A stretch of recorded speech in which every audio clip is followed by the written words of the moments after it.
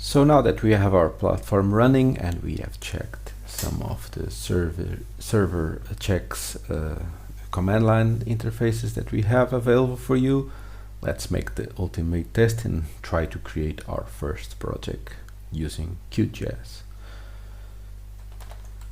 So if we go to QGIS, we need to log in. Well, I'm already logged in, but you need to log in to our instance by specifying the, in this case, not the default cloud Mergin Maps instance, but our local one, which is currently running on localhost 8080. I already have here the default admin user available, and you can click test if the connection works, and it works. So in this case, since it's a very new installation and we don't even have a workspace, the plugin automatically highlights you that you need first to create the workspace. So basically, in the hierarchical mode, the workspace is the top level, and then from there you have several projects on top that are like child to that workspace. So at minimum, you should have one workspace created.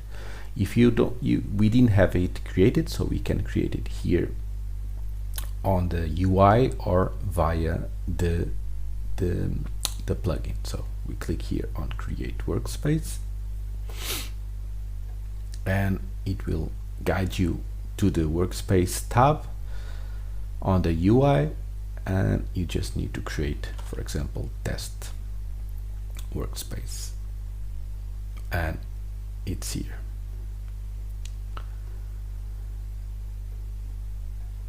Now, if I do here on create Mergin Maps project, you have only one option available because I'm not currently open any QGIS project. So this is the like a boilerplate QGIS project with some of the basic stuff already available for you.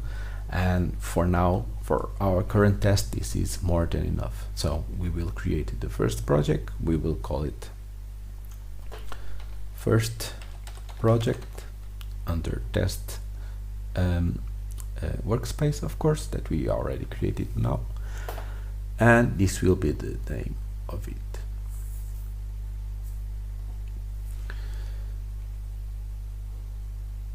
If we check it here on the projects list here on the left, we can see that our first project is correctly created, and it's already uploaded and at version 1. If we go here, the project consists of a QGIS file and a geo package, of course.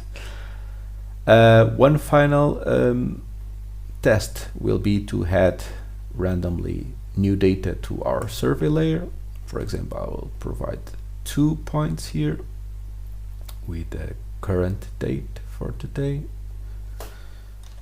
Point 1, no photo in this case, and another point here also with the current date.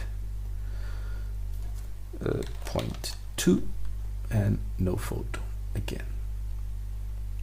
I click save, and I do the synchronization here from the QGIS.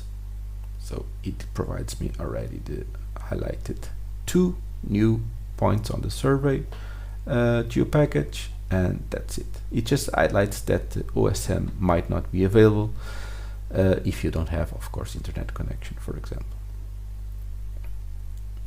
So I synchronize, and the project should be synchronized and on version 2. So let's check here on our first project to see the history, and indeed we have the project on version 2, 2 files edited, and everything seems to be working correctly.